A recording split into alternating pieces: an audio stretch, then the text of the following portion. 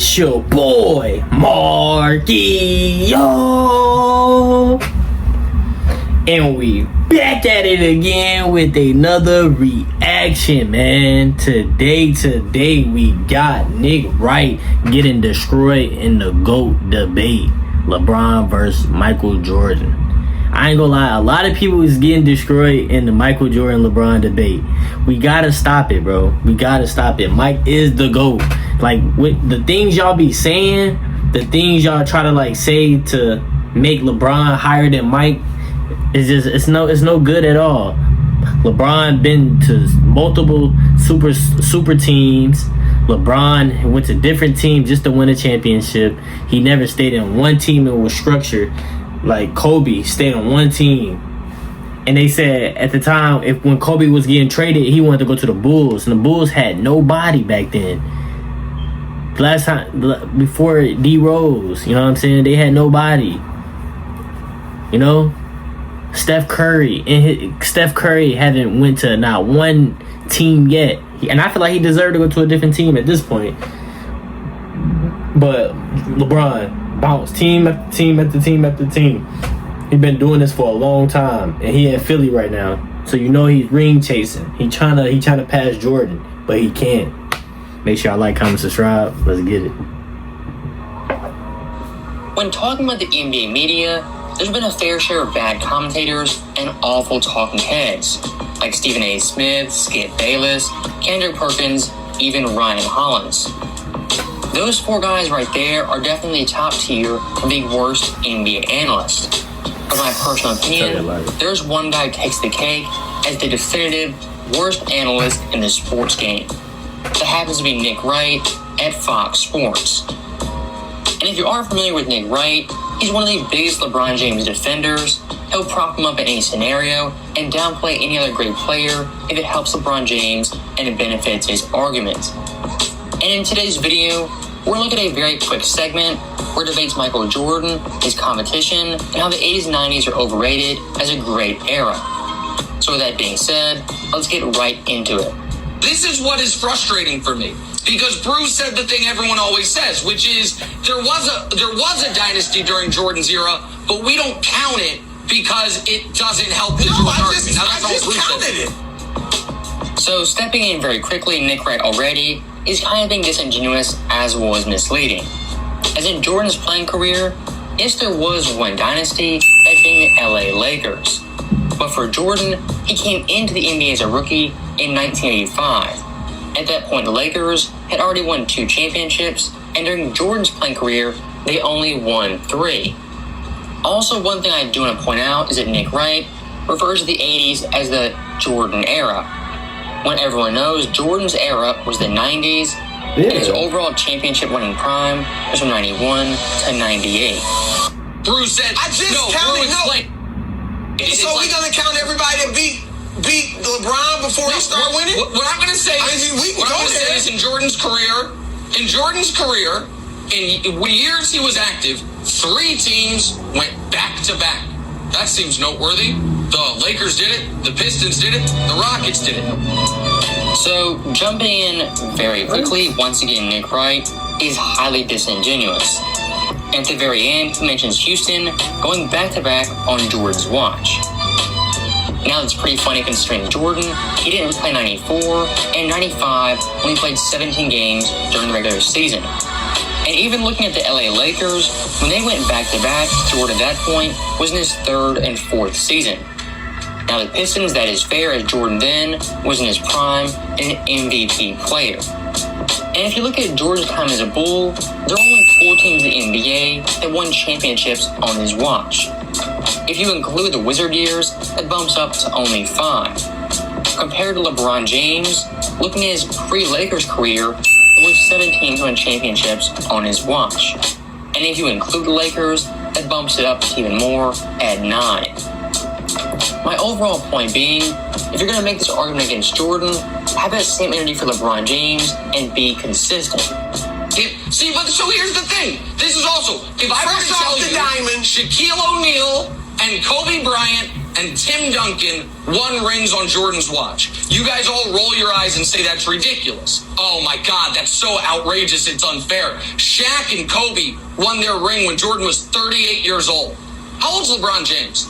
Anybody know? Oh, he's 37 and a half, and Steph won his. So it's different. It's not fair. Nobody ever does it. Nobody ever says, this is what we hear, Wilds. Nobody ate on Jordan's watch, which is true as long as you're excluding Kareem, Magic, Worthy, Bird, McHale, Parrish, Isaiah Dumars, Akeem, Drexler, Duncan, Robinson, Shaq, Kobe. Nobody else ate them. He's right about that. So Nick Wright actually went there and made an absolute fool of himself in the process.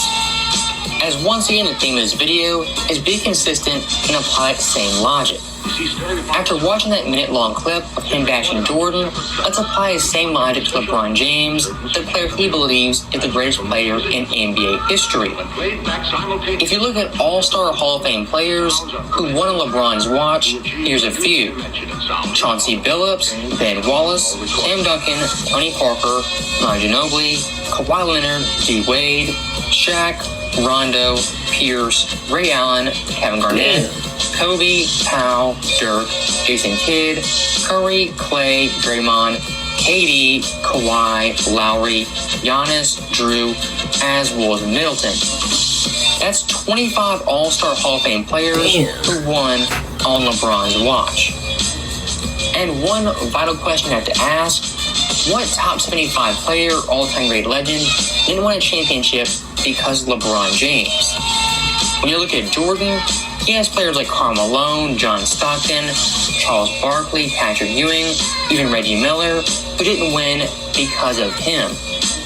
So once again, Michael Jordan beats LeBron James at Nick Wright's own game.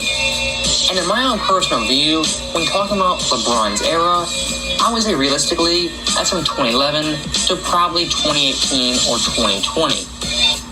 And unlike Nick Wright, I'm actually realistic, and I wouldn't say someone like Chauncey Billups in 04, quote-unquote, won LeBron's watch. As once again, LeBron James was a 20-year-old rookie playing Cleveland with little or no help. The same thing for Jordan at the beginning of his career, as well as the end. And one more thing I do want to talk about is a Nick Wright tweet from earlier this week. It involves Michael Jordan, as well as LeBron James.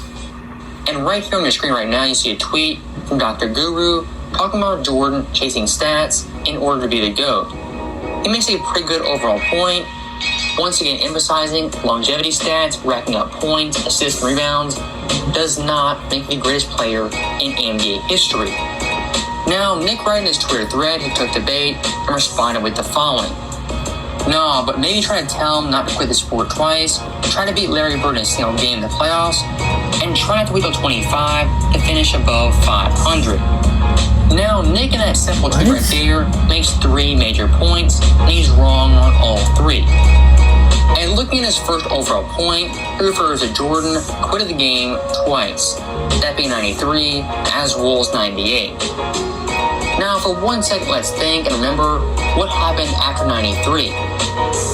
Michael Jordan's father, after that season, he was murdered in cold blood. That's why Jordan, in large part, retired. That right there happening is not Jordan quitting the game. The same thing goes for 98, as once again Jordan, he won a championship and then retired at age 35. At that point in the 90s, being 35 years old was considered ancient. And him going out on top, once again, was not quitting. 16 LeBron James, when he quit on his teams, I'd say LeBron has quit multiple times. That being in 2010, 2014, 2018, and possibly in 2023. Now, looking at Nick's second point, he brings up Larry Bird and the Celtics beating Jordan every single game they play. Now, at face value, that fact is 100% true. But adding some context, had nobody. Look at that team Larry Bird had in 1986 Hell of compared to Hall of Jordan. Famers. That Boston team won 65 games. They were first in defense, third in offense, and first in net rating. And in my own personal view, at worst, a top 5 team of all time. And looking at their playoff run, en route to the finals, only lost 1 game. And for the entire postseason, only lost 3. Is there any 22, 23-year-old in NBA history who could beat that Boston team in a series? No, man. And looking at Jordan in that series, he did his fair share, averaging 43 points, the highest in a series ever, 6 boards, 6 assists, 2 steals, 1 block on 51% shooting. In Game 1, he had 49 points, and in Game 2, 63, the most in playoff history. If you have any common sense, any decent NBA knowledge, or just any sports knowledge, you know Jordan in a series was not the reason the Bulls lost versus the Celtics. The same exact thing can be said for LeBron James looking at the 2018 Finals. Versus Golden State, he was severely outmatched and got swept in that series. But LeBron individually averaged 34 points, 10 boards, 9 assists on 53% shooting. Is there any NBA fan alive who blames LeBron James for losing that series? And once again, point out hypocrisy, Nick Wright always downplays championships and their overall impact, and he calls winning a team accomplishment. Unless Jordan loses, when at that point, it's all on Jordan and he's to blame. Are you seeing the double standard and the obvious bias? Now, looking at Nick's last point, he brings up Jordan not being above 500 till age 25, which at face value seems pretty bad, but when you add some context, it's not nearly as damning. Looking at Jordan's rookie season, the Bulls that year won 38 games with him playing. His second year he was injured, they went 9-9 with him, and were at 500. Then his third year, they went 40-42, once again below 500, but they made the playoffs. And it wasn't until his fourth season they were above 500, winning 50 games. Now, Jordan, all 3 years, his team made the playoffs, and Nick Wright sees that as a knock on his legacy and his overall greatness. So with that being the case, let's be consistent and apply that same logic to LeBron James, looking at his first 3 years. LeBron, his rookie year, he missed the playoffs. His second year, missed the playoffs. And his third year was finally above 500. Now, comparing both LeBron and Jordan's first 3 years, LeBron James made the playoffs once, compared to Jordan, who made it all 3 years. Once again, I'm hammering it home. If you're going to critique Jordan on this, have that same energy when it comes to LeBron James, the quote-unquote greatest player of all time. Now, with that final point being made, that is the end of the video. An overall summary of Nick Wright and his terrible LeBron James and Michael Jordan takes. As always, thank you guys for watching. Hope you enjoyed it. Nick Wright, the things he say is terrible.